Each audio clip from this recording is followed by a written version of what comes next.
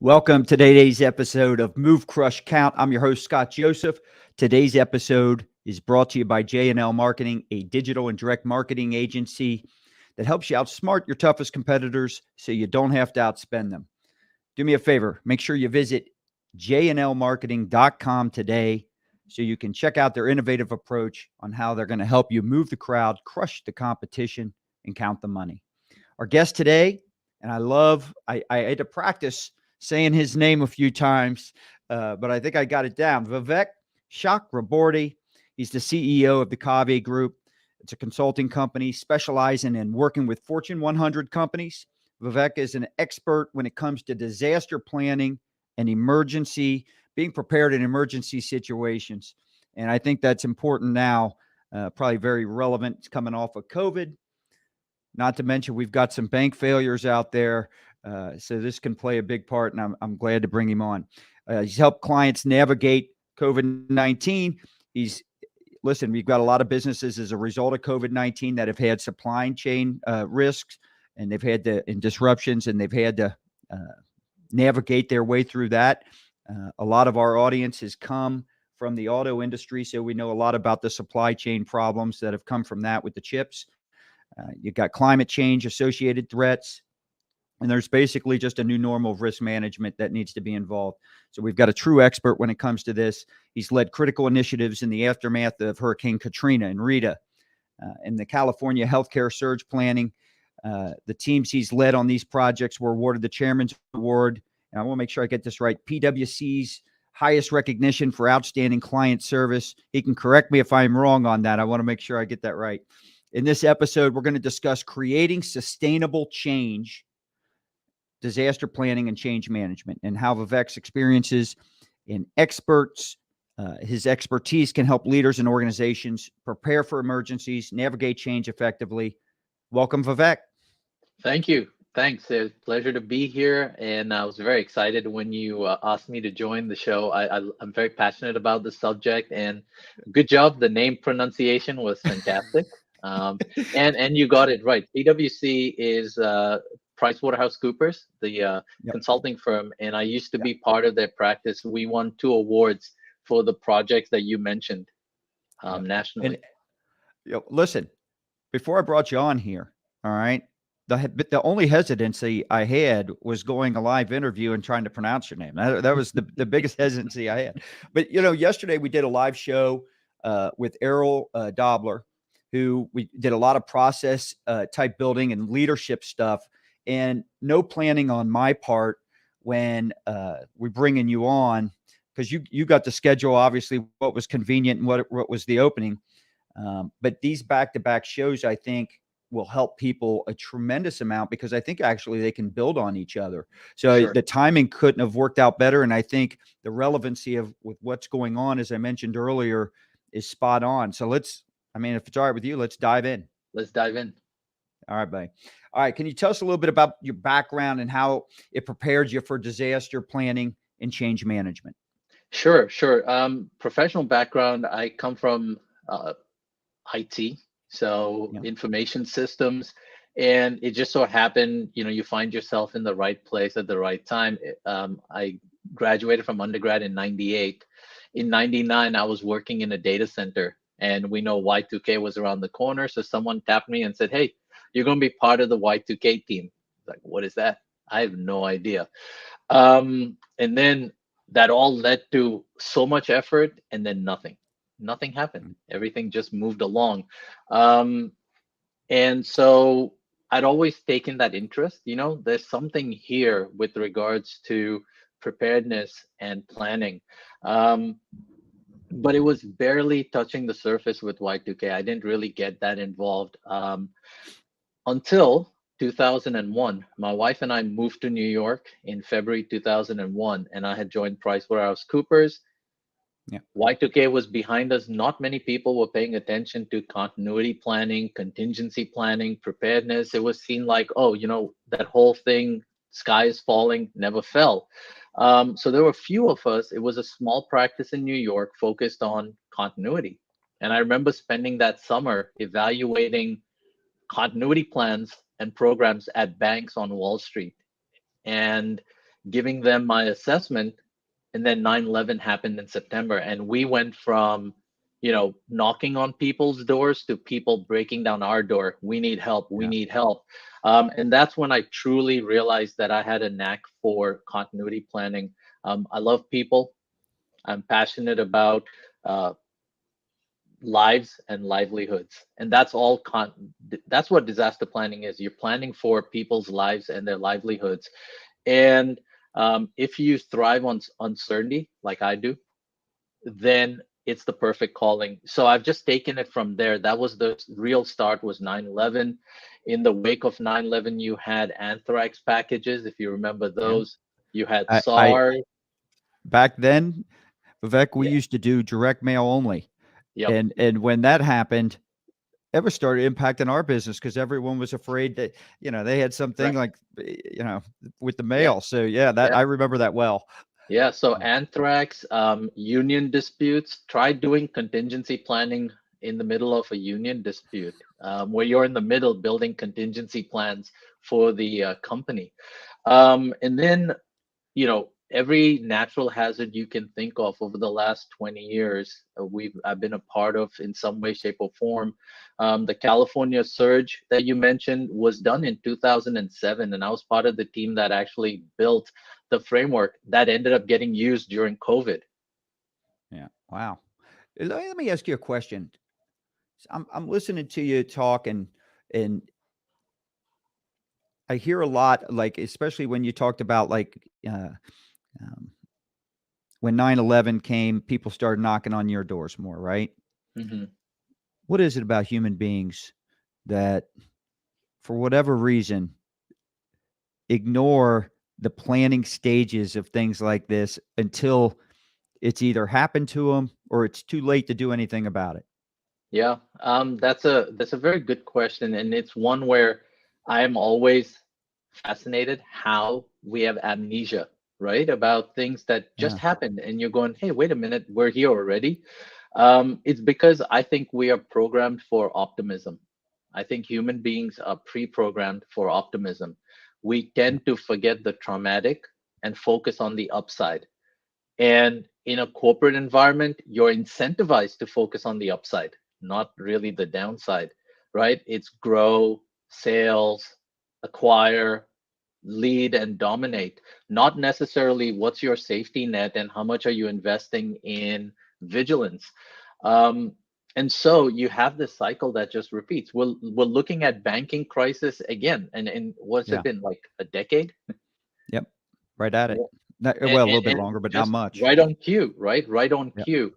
And so that's one of the issues, I think, underlying, where people have this sort of optimism where it'll be fine. And then the second piece is the amnesia that comes along with it, the lessons learned. Having lived through 9/11, and then, the shoe bomber, where we had to take precautions to get on the plane. Now you go to the airport, people are irritated again. I have to remove my Yeah. shoes. What? You mean I can't carry this bottle of water? And it'll Yep. just take the next 9/11 for everybody to go, oh no, that was really important. Why did we stop doing that? But that's the Correct. cycle. And it comes down to you tied disaster planning with change management. It's about something clicking in the head that goes, I understand. I want to be optimistic, but. And it's about planting that but right there in the consciousness that says, there is a risk, there is a safety net that is required, so I can look as much uptick as I want. I have to understand that there's a downside. Yeah. And I think, listen, I think the planning, whether it's change management, because I think that when you say those two words, that means a lot of different things Mm, to a lot of different people. So let's let you define that. Like, when we say change management, because some business leaders might be like, man, I just think a change every time I try to make a decent change in this company for the better, it's hard to get everybody rowing in the same direction, right? I think that's correct. but is that what we're talking about here? I'll let you define change management for us, and then we Yeah. can move forward. For me, change management is transforming a culture. It's transforming into a different mindset than the one you're operating on right now. And so change management can be applied in a lot of facets, right? But you think about it mainly when you go through large technology implementations, there's a big piece of change management. And that's what Oh, you're yeah. trying to do. You're trying to change the work culture from a manual into some sort of automated or system based where you've put system in the middle. Anytime you require a mind shift, you require change management, which essentially you're talking about is culture in an organizational level. I'm curious. You brought up, and you've got the IT background, and you just brought up, like, all right, maybe there's a software change in a company. And the reason I'm bringing this up is literally, you just, when you said that, it brought something to my head because this conversation I just had last week. What's your advice? Let's say a company's going to make changes in terms of their software, big, complete operating system change, Mm-hmm. or they're debating it. And I think there's a lot of owners, business leaders, decision makers out there that don't necessarily make changes that are required or they know will help them become more efficient, productive, whatever, because they know the pain involved and the potential disasters that can come from that change in Mm-hmm. making that sweeping change, right? Yes. What advice would you give someone who says, you know what, we're doing it? How do they avoid some of the pitfalls and the pains that come with a complete operating system change? Yeah. So one of the things that I use in disaster planning, which I think applies to this case, is system design thinking, right? Yeah. So I think a lot of executives, when they think about, oh, we need to implement the software, they're solving a discrete problem. We need to fix this. This is the solution. Solution fits the problem perfectly. Let's go.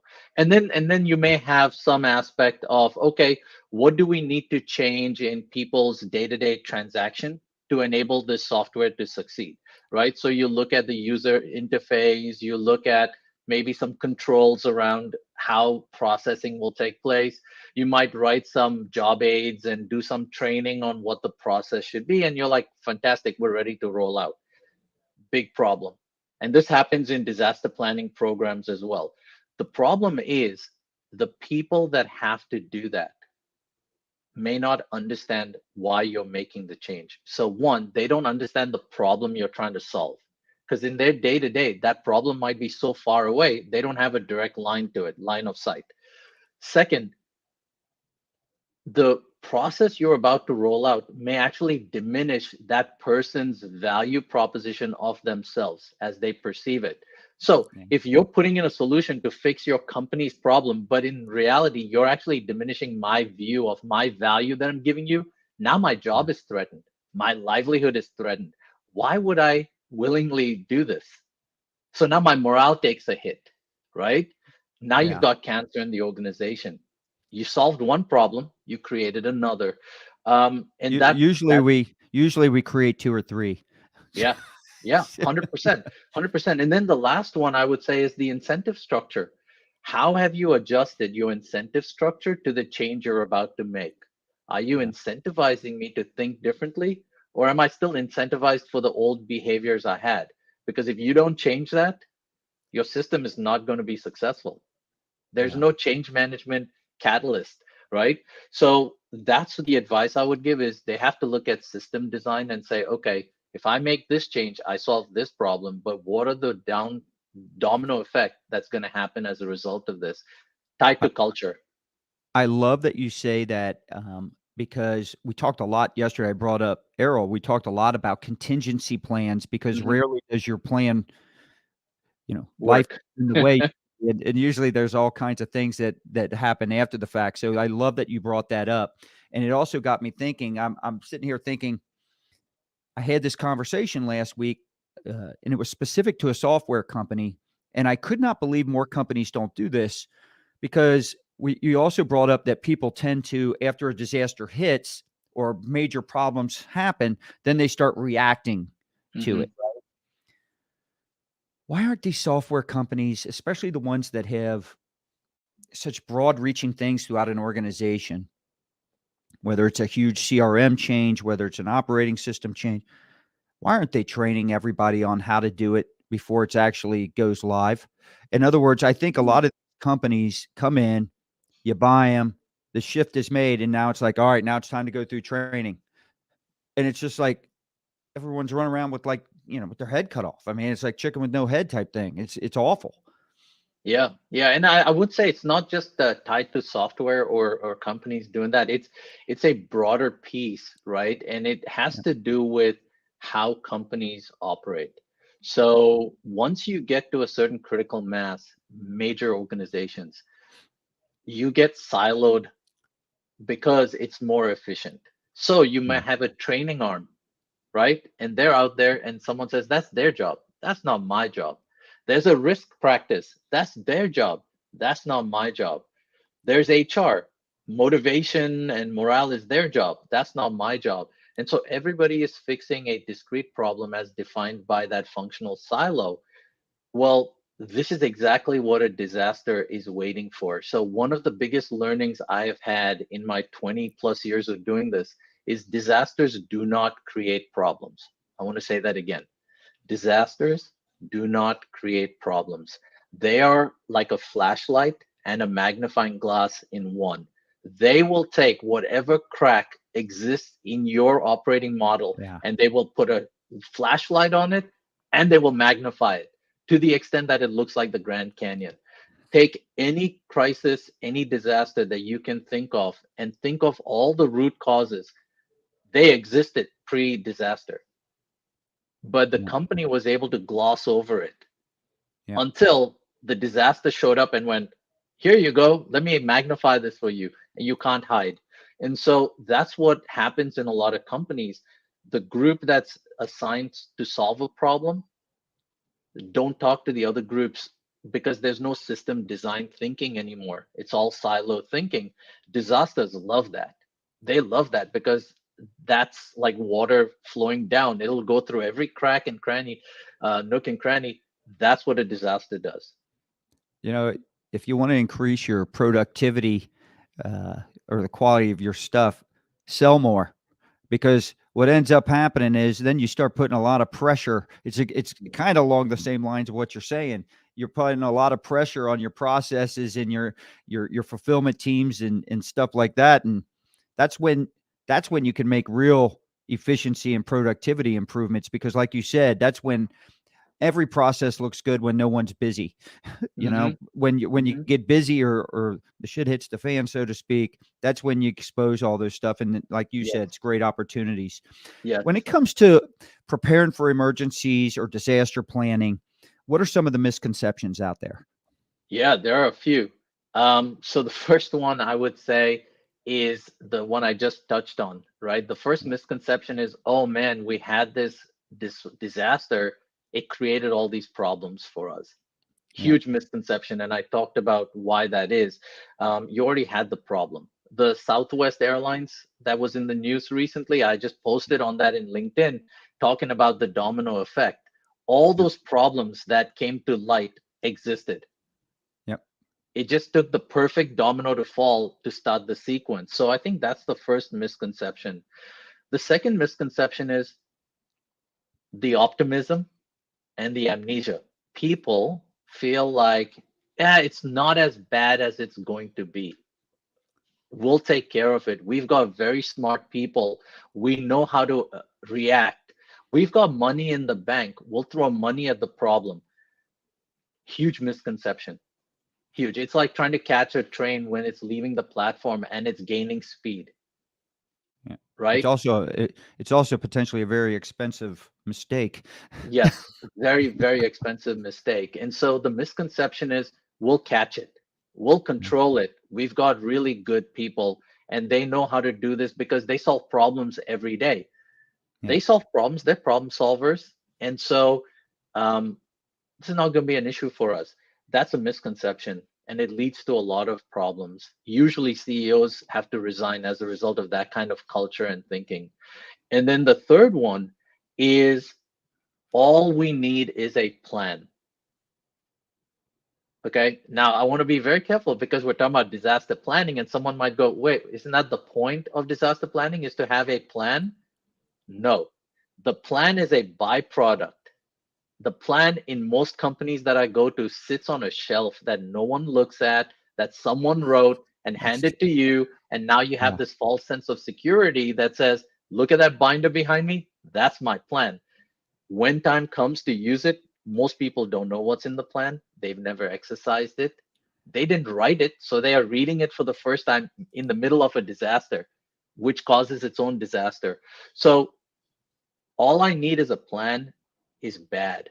What you need is a disaster preparedness culture, or what we call a resilient culture of planning, exercising, training. There are activities that are ongoing. The plan is just a paperweight. So you got to live the culture. You got to live the culture. How does a company like yours?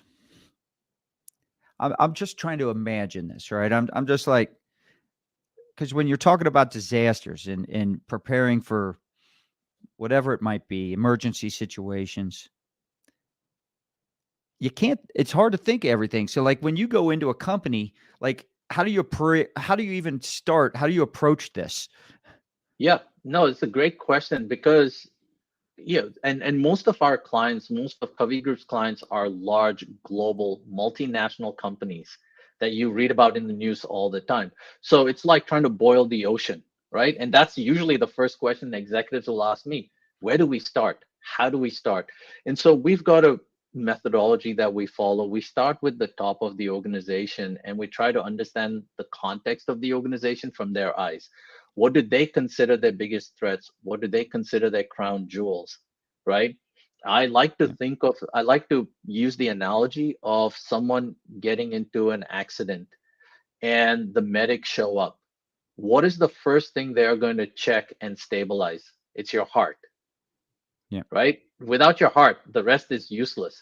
Then your brain, is there swelling, concussion? Then you'll move through certain organs. Fingers and toes are the last thing you care about. Every organization is the exact same way. There's a heart, there's a brain, there are lungs, there are kidneys, and so on.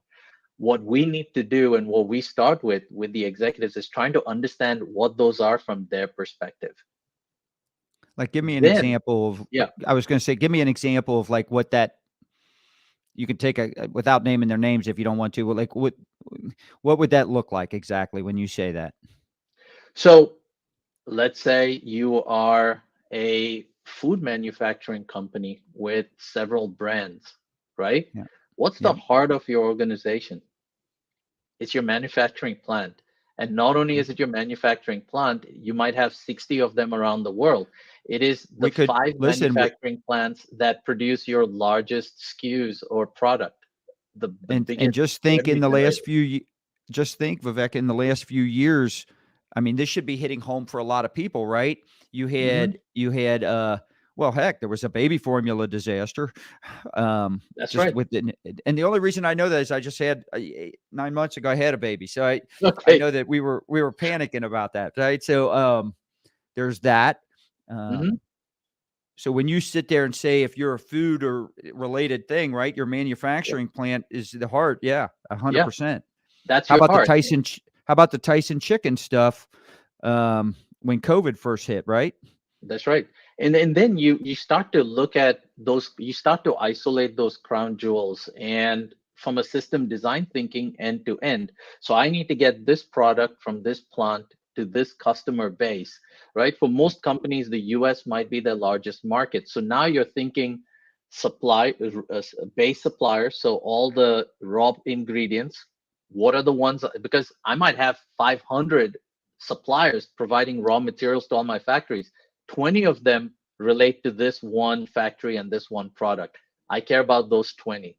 Now I have a shipping lane between two ports that I need to make sure are resilient. I either have to have backup, I have warehousing associated with just that one. Now I can start to focus in on where I put my resources to the existential threats to my business, right? And now I If can assure A to customer, from raw ingredient to customer, this is protected. that's kind of the approach we take. And then we have a methodology of how to go about doing that planning. It's funny. I'm smiling because I literally had this conversation today with our president here. Um, it has nothing to do with disaster, uh, being prepared for disasters or emergency planning or anything like that. But what it does have in terms of your focus on priorities, I'm the visionary. So I have all these ideas and I'm like, Mm. and I'm just throwing them at him a million miles an hour. He's the integrator, right? He's got to make sure You've he's the implemented one who, EOS, haven't you? yes, he, Yep, that's you read correct. traction. Okay. Yeah. He integrates and it throws out probably 90% of my stuff. So we had a thing today where I was like, hey, I need to get this done. He says, Scott, we're a million miles an hour here, and I'm not having people work on this, but we need to get this, and this done. It's That's right. so That's yeah. right. But it's the same concept, right? I mean, Right. I think businesses are very good about that. Some businesses, the successful businesses, are very good about that when they're doing things that are about growth, increasing sales, Hmm. increasing Hmm. client experience, whatever. But so what the point I was making earlier, sometimes we don't think about what you're talking about in terms of being prepared until it's too late, until Yeah. the disaster strikes. So, Yeah. You mentioned something before, in terms of brought to mind what we call in the business a pressure test. To yeah, create a pressure test, one of the best examples is Netflix, right?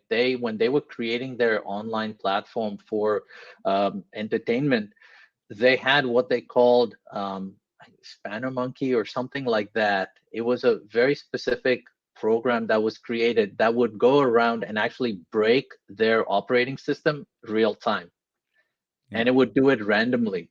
And so what the engineers had to do was design a system that would catch that random break and fix it in real time as quickly as possible. So imagine that from a culture standpoint. You've built disaster planning into your operating model. Companies don't do enough of that. I'm not saying you break your supply chain or turn off the factory in the middle of the day. However, you could do this sitting around the table in what we call tabletop exercises. And you sit around the room and you pressure test and you put up a scenario associated with that, and you say, okay, if this happened right now, what do we do? Right? I don't need a plan for that. I don't need a lot of planning. It's a conversation. And it triggers, like you said, wait, we have 5 other things going on. Who's going to do that? How do we need to allocate resources? Right?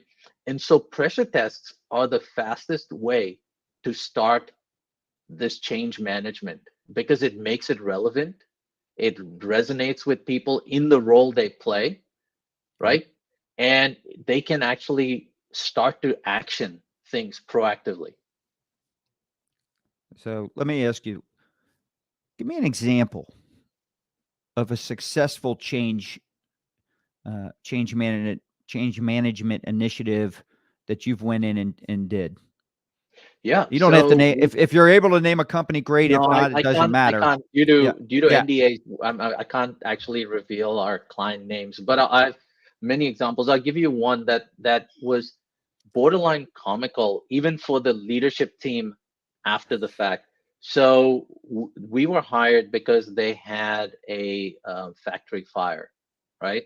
Shut down the Okay. factory for months, Once again, and we're reacting instead of yeah. the stuff. So go ahead. Yep. But here's the thing: they had plans, they had training, they had exercises, they had a program. The program was audited, it passed the audit, and they still failed. And so we were brought in because they said, hey, what just happened? This should have worked. Tell us why it did not. And we did a very simple exercise. We brought some of their biggest products that they make, the biggest meaning revenue generator, into the conference room with the executives around the room. And I put all the products in the middle of the table and I asked them to go to the corners of the room. And I said, when I say go, I want each of you to come in as quickly as you can and pick the one thing that you will save from this table. This table is the burning factory. I want you all to come in. You don't get to talk to each other. You all have to reach in at the same time and grab what you think is the most critical product of everything on this table. You can imagine what chaos ensued, right? And that took 2 minutes. We then had a 30-minute discussion around why did you pick that? Why did you pick that? And in that 30-minute conversation, they realized their plans did not reflect their perception of risk. Hmm. The plans did not align with their description of the strategies they would implement. So then the question became, well, then how did we write these plans? Who wrote them? And all you figured out as you started to unwind that was they had a compliance culture so embedded in the organization that when someone was given a directive, they just complied. They checked a box. Yeah. And they followed the letter of the law without questioning, because questioning got you reprimanded. So the culture was don't ask, just do, be deferent to, defer to your boss, and deference will get you a long way. That culture was so permeated that when the time came, everybody froze. You know what's great about what you just said is, for me at least, well, I assume everybody's like me. So, if you're a business leader out there, we all value the person we work with, the employee that goes above and beyond, thinks outside the box, not necessarily doesn't comply, but is always questioning and offering up better ideas, ways to do things, right?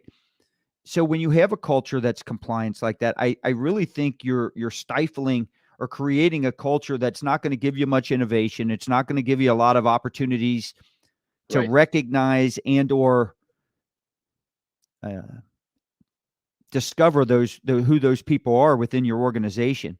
So let's say you go into a company like that, and what's the quickest path to take a company from like that and bring them into the type of, you know, culture they need?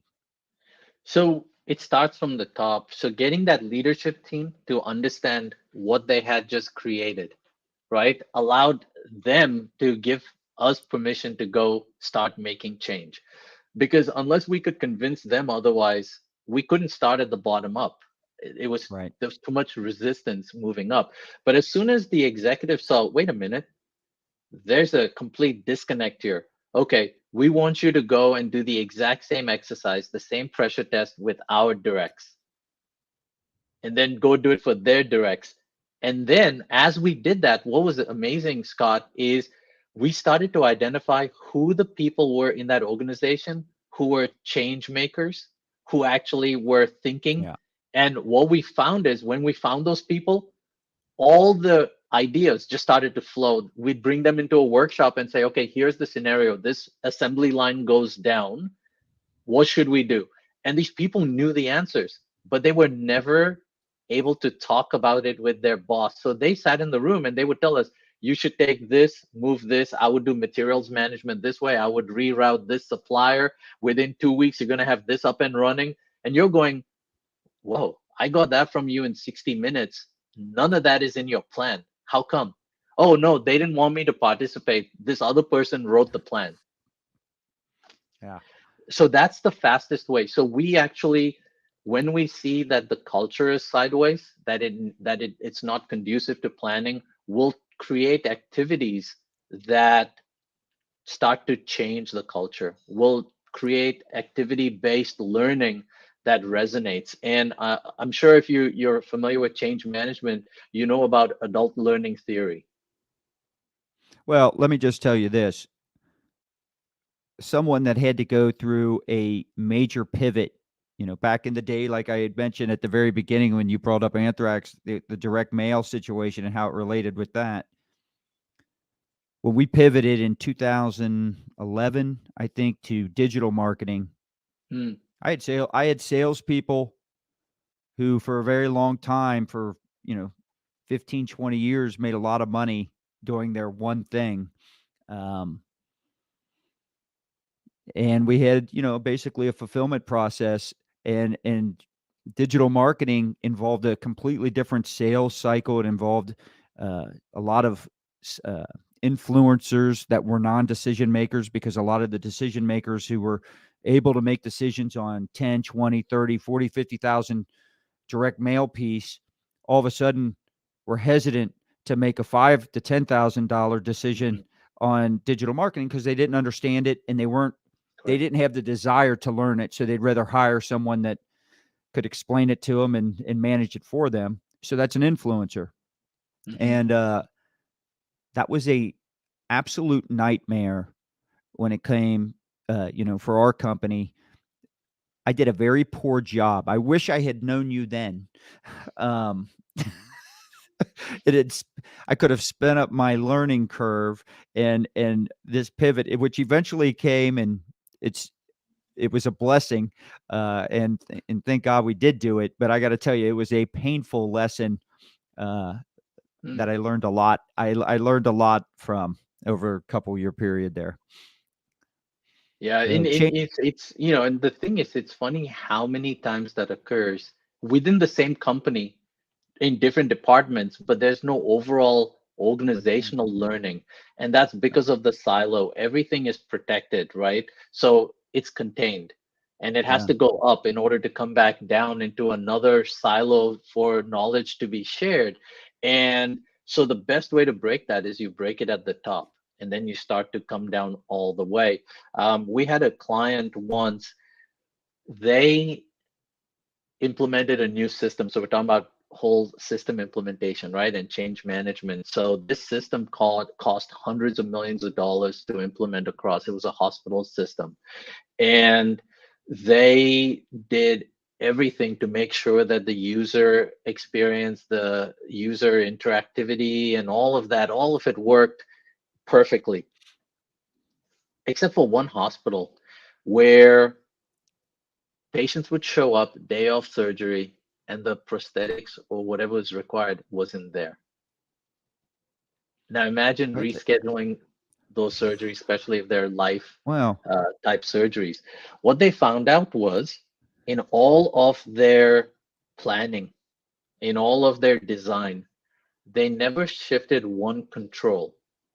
Sorry, they shifted one control without training the person and letting them know what it was. It was the procurement officer who used to buy everything real time because they didn't have a proper warehouse facility.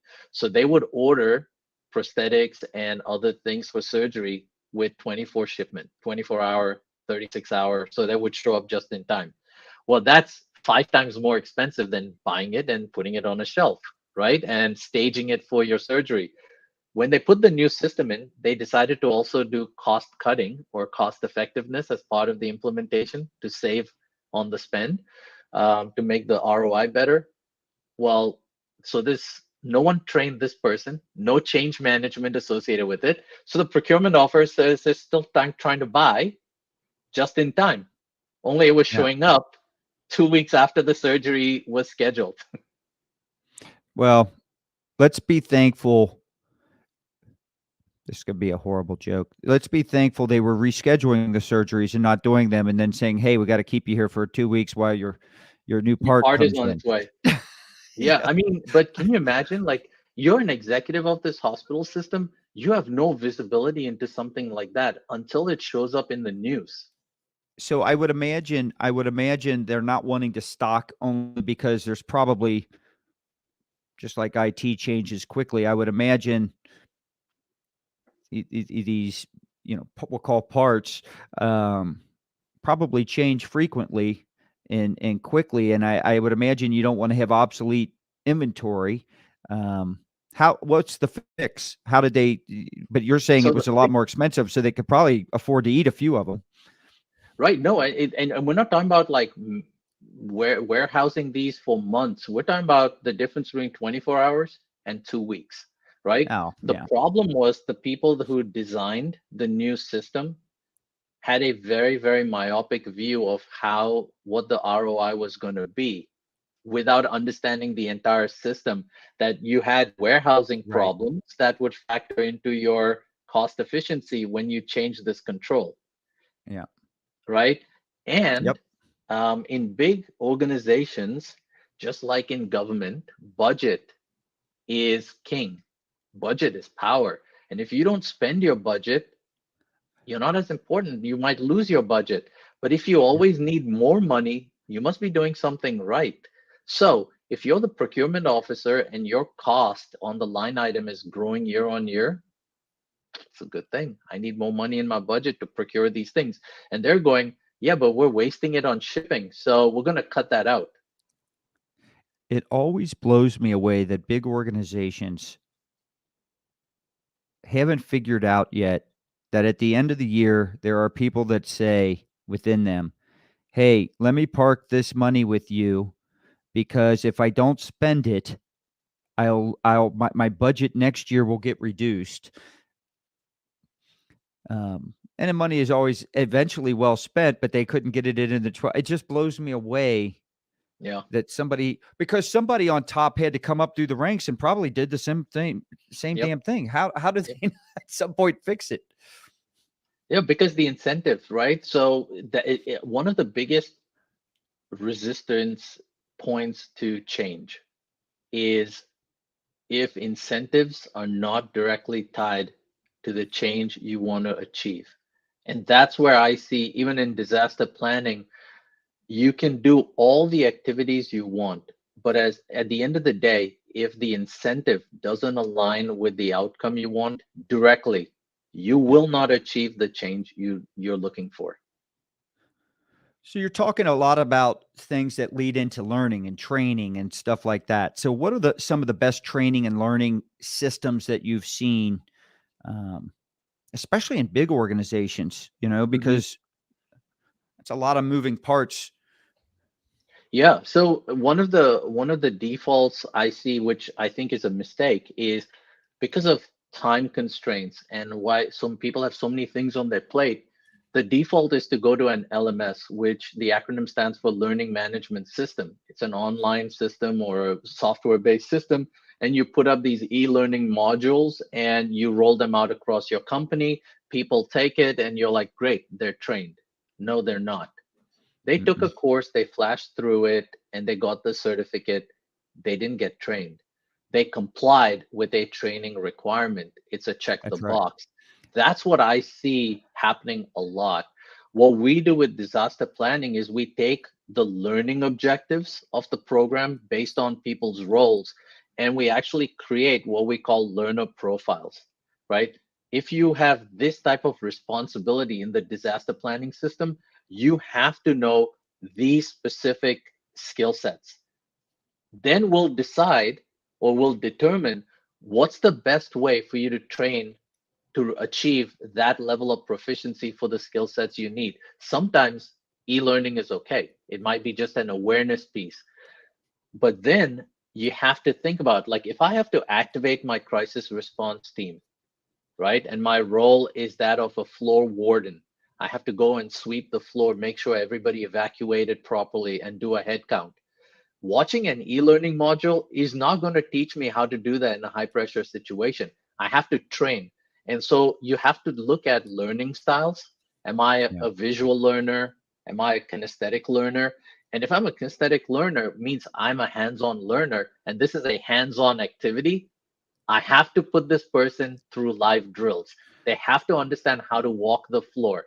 They have to understand how to evacuate that floor. They have to understand how to perform the head count at the evacuation point, right? Now I know that they're trained. So And let the me more you do let that, me the more let me muscle memory you build. let me play devil's advocate for a second. I'm sitting here and I've got a huge team, not just a team, but I've got multiple teams underneath me, people reporting to me. How do we have the time to so first off, I agree with what you're saying. I've got a visual learner, I've got an auditory, Hmm. but how do I have the time to I guess where I'm getting at is how do you help people along the way how do I have the time to create different types of training for different people or what if the people that I rely on to do what you're saying aren't that great at identifying, is this person a visual learner or an auditory learner, or however it might be. Yeah, so one of the base assumptions that companies make, and I think it's probably mostly because of ego or lack of resources, it's one or the other, is they should do everything in-house. Okay, that's wrong. You may not have the expertise to identify that, let alone the time. Even if you had the time, the fact that you could do that is not true. So you're better off bringing in an expert who can diagnose that for you very, very quickly and then hand it over to you, right? So Yeah. successful change management, especially associated with a disaster preparedness program at a global company, you need a variety of expertise in a variety of areas. Um, Trying to do it all yourself is going to equate to disaster. You have to bring in the right expert, allow that expert to come in, point you in the right direction, and then go away, right? They don't have to have a sustained presence, but you have to bring in that expertise at the right time. So, one of the things that I usually tell my clients is don't hire me for these types of activities. You can do these. These are your bread and butter. But if you're going to spend money, bring in an expert for these things, right? Let them Yeah. help you up the learning curve here, and then you operationalize it, which might be your skill set. Sometimes it's the other way around. I have clients who are really good, like you said, visionaries. I want my program to go here. I know exactly what I want to achieve. I don't have the operational chops to get there. Well, then bring in the expert to get the operational chops, right? Right. So you got to have some sort of balance there where you can superimpose expertise where you need it. Yeah. That's a good point. All right. Share with us an example. Give us a specific client that you've helped with where they've sustained the change. And I'll Yeah, let you take that wherever you want. It could be some type of disaster planning. It can be emergency, uh, being prepared yeah, for I emergencies, whatever, or it could be just change within the culture and the organization, right? yeah. So I'll use the same example of the company I started with, the manufacturing firm where we put the products Yeah. and they learned about this. We were there for a span of 4 years. Okay. Over the course of 4 years, we transformed that company from a compliance mindset. And I'm not talking about in every facet, but specific to disaster preparedness. When it came to disaster preparedness, we transformed them from a compliance culture to a complete vigilance and proactive culture. And what we ended up doing over the course of 4 years is we broke down the silos as it related to knowledge sharing from a risk and disaster standpoint. We identified the right people in the right positions who were actually integrators of information, they were innovators and thinkers. And then we created a training program with an in house certification tied directly to Nice. their incentives and their promotion, their job descriptions. So we worked with HR to say, okay, how can we include this in people's job description where they can actually get promoted for it, meaning create a career path. Now we tied incentive to the change and we rolled out an internal certificate where people actually started displaying it at their desks. So you'd walk by Nice. the hall and you'd see. Yeah. And now there was a visual cue of resilience growing within the organization because the more certificates you saw on cubicles, you knew those people were engaged. So let me ask you, based off that answer right there. So my head starts spinning because I'm sitting there and I don't want to answer this, but I know how I'd answer it if it was asked of me. So I'm going to ask you. All right. So clearly now they've got a plan and a process. Disaster strikes, and or there's an emergency situation, and or we just adopt change, whether it's just simple stuff better. So, but all the skills along the line, that everyone learned along the way within these 4 years, there had to be extra benefits above and beyond that help this organization and its team members. Hmm. Kind of give us a little bit. What are some of the top two or three benefits that maybe a business leader didn't expect to get that happened for them? Yeah. Absolutely. And I will also tell you one of the other benefits they got, we worked ourselves out of a job, which was the Yeah. success criteria we had set at the beginning of the journey with the executives. The day this becomes self-sustaining, you won't need us. You just bring us in once a year, once every Yep. 18 months to QA and see if you're able to sustain that culture. But here were some of the things they identified. Process improvement changes because of those pressure tests, they realized that they had certain business practices that were just losing them money. They had no reason to do it. So disaster planning led to process improvement, which then Yeah. basically paid for our fees over the course of the 4 years from the improvement. Better regulatory compliance. So once they started breaking down silos and talking to each other, they started to understand that when I do this, I'm actually creating risk over here for you, right? And now, Yep. because I'm talking to you, we can solve these problems together.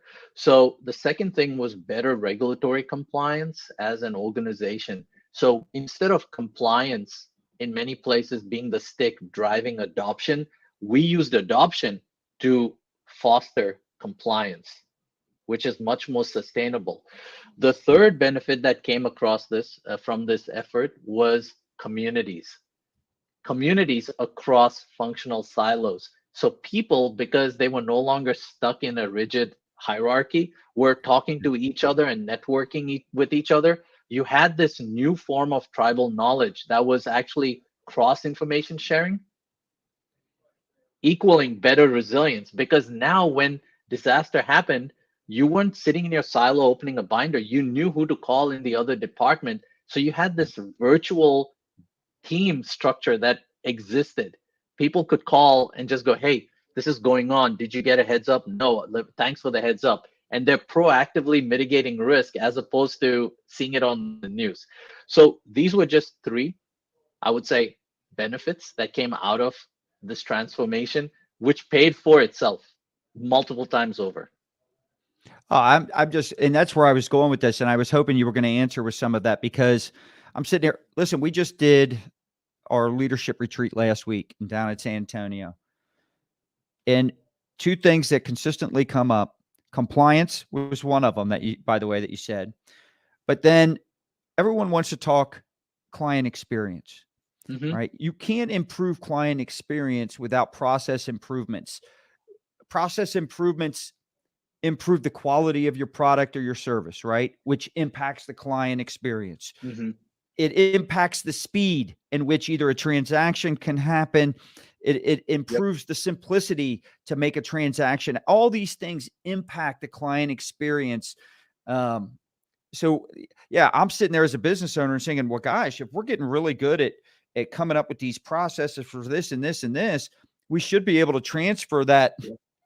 throughout the whole organization for Yeah. everything we do. Yeah, 100%. And there was one more I will mention, which I think, if I had to rank order those improvements that came out, the byproducts of our planning, the number one thing was the identification of single points of failure in the business model, where that one failure just went up till that point was undiscovered. And once they discovered, they were like, oh my God, how did we get to this point? You've seen this all the time, outsourcing, offshoring customer service organizations all into one place, right? They all end Mhm. up in Bangalore or Philippines. And then what happens Right. when they get hit with a flood or a hurricane or a typhoon? Um, but because you're looking at just cost savings and operational effectiveness, you miss the underside and you lose all redundancy in your network. Just in time for manufacturing, at one point, it got to such a place where it would leave and arrive just when it was needed. There was no buffer and there was no resiliency at all. If that supplier went out or the supply chain got disrupted, you were sitting there with an empty factory with no raw materials. So you started to build some buffers and things like that. I have countless examples of single points of failure that came into one of four buckets: facilities, single point of failure; people, single point of failure, where you Mhm. identified these knowledge bases within your company where this one person had this tremendous amount of knowledge, and because they were there every day, they were able to band-aid stuff very quickly. You remove that person from the equation, people don't know what to do. The third, critical third parties. Huge, huge factors in the efficiency and operating of a company is your reliance on third party. And then the Yeah. fourth is IT systems, right? So within those four buckets, we were able to identify through this process single points of failure that, if they remained unmitigated, were the perfect domino to start the flow. So let's just take real quick the third party stuff. There's a lot of people that are outsourcing today. Mhm. So if you had one piece of advice to give a company that does that, what would it be? So call me would be the biggest advice. Since Yeah. 2019, since just the start of the pandemic. I know in the US we shut down in 2020, but in Asia they had started seeing this coming late 2019. Good point. Actually, my team was part of that. We were tracking it all the way across for some of our clients. We've been doing third party business continuity reviews for the last 2.5 years Wow. because of that. And we've got a methodology where we can go at the commodity level, at a site level, or at a supplier level and look at, hey, one, are they prepared? Do they meet the readiness level you need them to be at? And two, what is the impact given their current level of readiness that you should expect? Right? That's a So good point. we've been Yeah. doing that now for over 2 years, and we have become really proficient at it. Um, and so I would say, if you are heavily reliant on third-party vendors to sustain your operations, you absolutely need to call, because that could be a huge gap and a domino waiting to fall if the right disaster comes along. Well, I want to close out and wrap this interview up by saying, first off, I appreciate how specific you were with a lot of your examples, your recommendations, and your advice. Um, that goes a long way because it's important for me, for the audience, to sit there and be able to take a few things from this and completely. It's one thing to get it, but it's another thing when people like you come on here and they give specifics. It's much easier to fully Mhm. understand and, more importantly, to integrate it at some point. So thank you for that. So today, that's a wrap for today's Move, Crush, Count episode, where we talked about creating sustainable change through disaster planning and change management with a very special guest, Vivek Chakrabortty. Got it again? Yep. It's a hard name. It's actually not that hard. It just looks hard. But he's the CEO. And let me put I want to make sure we get if you're watching this, if um, you're downloading this as a podcast and auditory only, it's the Kavi Group.